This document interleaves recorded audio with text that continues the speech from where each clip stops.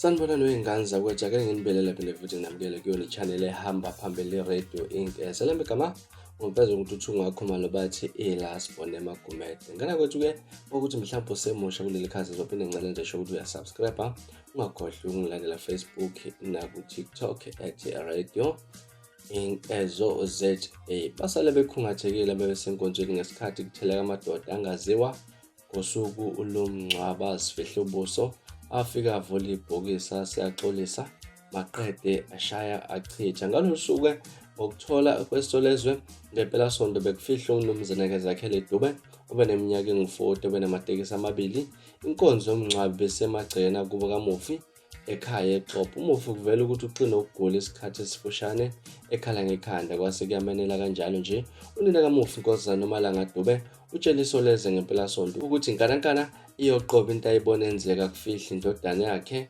UMelandisi uthe inkonzo yomngcwabo inesikhashanyana nje impela iqalile ngesikhathi ebona itekisi elibomvu lima egcekeni kwase kwehla besilisa bane uThebe bephethe izibhamu kodwa-ke kubonakala ukuthi abezile engembu. Uthe-ke ehle etekisini bashesha ngaleso sikhathi bekusacula bangene baqonda ebhokisini bamisa ukucula baxolisa nakubazalwane ngokuphazamisa inkonzo.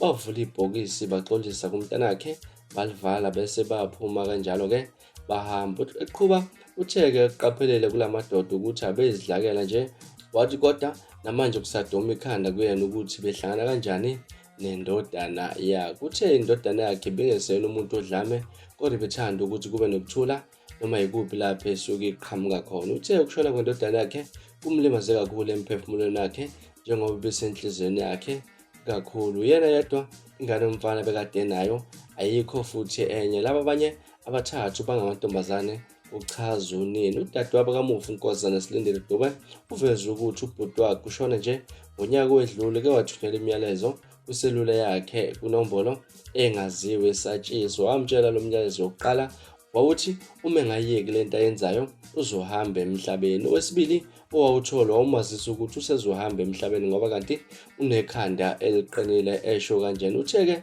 wambuza umfowabo ukuthi kwenzakalani kodwa uthi akazange ayithole impendulo eqondile kuyena.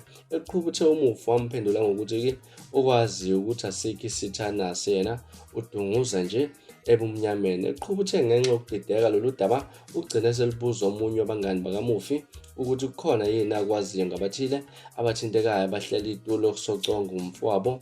Uthe bamangala kakhulu uma mbuza lo mbuzo kunalokho bathi umfowabo akazange abazise ngokuthi uthola imilayezo emisabisayo.